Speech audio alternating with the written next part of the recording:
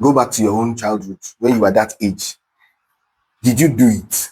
We know you have hidden it. You told everybody you came first in class.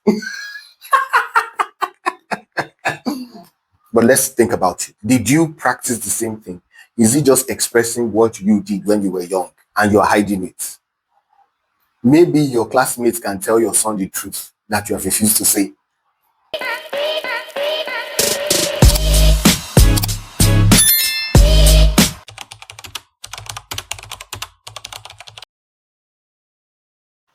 How do you deal with a son that has decided to be rebellious and is from a good home? This is an experience that some families have. You are in your early 50s, you are successful, but your son has decided that he will be the green sheep of, I don't want to say black sheep or the prodigal of the family. How do you deal with that? And he's consistently showing you extreme behaviors that you don't know how to deal with.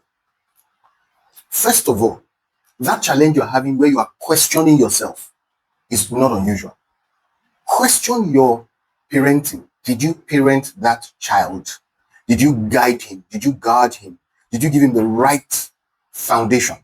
Now, that answer may not come from you alone. It may come from you and your spouse, you and the other children, or you and your family that saw you with the style and approach that you used to train that boy. That's the first thing that needs to happen. So question yourself, did I train this boy right? The second thing is that in what condition did this boy grow up? Did he see you as the father consistently batter his mother? Or you were the extremist of the house? Or did he want attention that you refused to give him? And therefore, he's creating all sorts of issues. Now, when you have asked those questions, if you trained him well and he has decided to be rebellious, to be prodigal, guess what? The prodigal son in the Bible, even though the mother wasn't mentioned, but the father, from what we read, was a good father. So it means that you can have a good father with a rebellious son. Situations can come up like that. Now, what do you need to do? The first thing is that you see that raging anger you have. Determine why you are upset and what you are upset about. Now, that's a funny thing because you need to know, is it because he's showing you off and destroying your social steez, your social structure, or the vision of what you have for that child is not going to be fulfilled? Or the fact that the pain of having trained up a child in the way he should go, he's not following that line. Or exactly what? Why are you upset?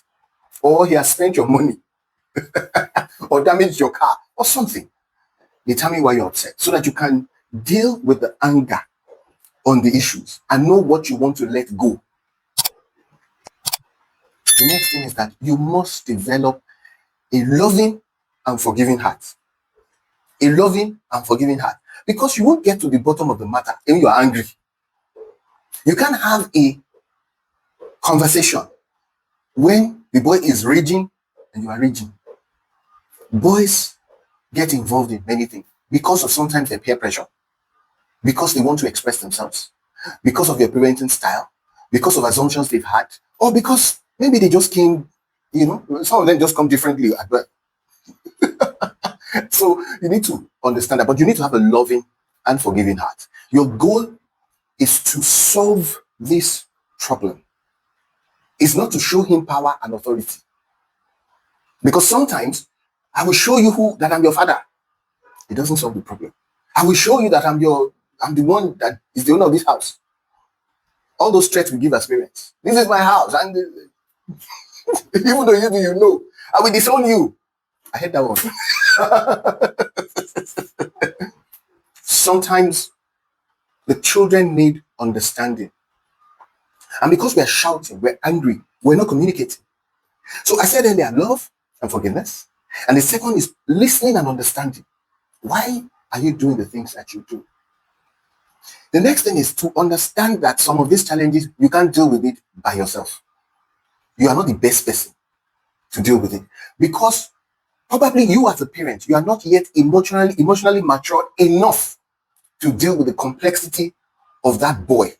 And you need somebody else who is both loving and stable or anchored enough to be able to contain him, manage his excesses, and lead him on the way. Say, but I'm his father or I'm his mother. No. We have to own up to certain things when we are unable to. That's why it's important to have a support system, a family support system that can aid you. Then let me tell you another one. Go back to your own childhood when you were that age. Did you do it? We know you have hidden it. You told everybody you came first in class. But let's think about it. Did you practice the same thing? Is it just expressing what you did when you were young and you're hiding it? Maybe your classmates can tell your son the truth that you have refused to say. But as a father, or maybe your mother, it's time to model something else to that child. And you may need to sit down and begin to do things you have not done before. You were busy, maybe, or maybe you paid attention. But it's time to pay attention, to read to that child again, to say, let us read this together. Now, a critical issue is the concept of action and consequences. And the consequence of any action you take, you will bear it. It's not a threat. But the child also needs to know that in the course of your rebellion, if you enter trouble, whatever trouble, whether it is criminality, whether it is, whatever kind of challenge you face, whether with a lady or a girl that's gotten pregnant for you, you will be responsible. I love you, but you'll be responsible for any action that you take. I will provide support for you, but you will carry the full consequences of. Even if I give you money to solve the problem, I will give you as a loan so that you will pay. Once children begin to understand the consequences of some of their actions, they'll begin to reflect. Is this the choice that you want to make? Once they understand that, they know. But I think another point is this. Do you have a supportive family system that provides the right solution to that child? Can somebody else talk to that child? Can somebody else understand the world that that child lives in?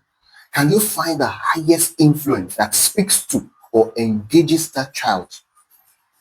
You may need to think about that and know that you are not the loudest and the longest voice in the heart of that child. Somebody else is. And who is that person? That may be the influence that the person has. Finally, you need to kneel down and pray. And truly pray for that child. And prophesy to the future of that child. That child will grow up strong, will grow up right, will grow up with the strongest influence of God's grace. And expose that child to the right environment. It's not a forced thing. You have to work together to say, look, I have a bright future for you. God has a gracious future for you. Can we work towards that future together? The angle of force hardly ever works. It didn't work with you and your parents. So now that you're experiencing it, I know sometimes we're facing that at home and we're facing pressures at work, we're facing financial issues, and this child has decided it's going to be on you. Don't let that take your blood pressure up. Search for help. You can even go and see a counselor together to say, let's talk. It's not about, see, oh, this is my son, I don't know the bad things. No, calm down. Trying to understand why. You may be shocked that is a revenge mission on you, daddy, because of what you have done or what you did. Maybe to him or to his mother, or just the feeling of, I know my dad hates me. Where did he get it from? It may be a misconception that just requires understanding. And he has decided anything you love, he will make sure. That's why he scratched your car. And all the time you are shouting and talking, he didn't say anything. When he left your front, he was laughing or giggling, and you got more upset. And he's angry every time you're upset. Think about it. He's walking you and you're falling for that trap. You need to understand.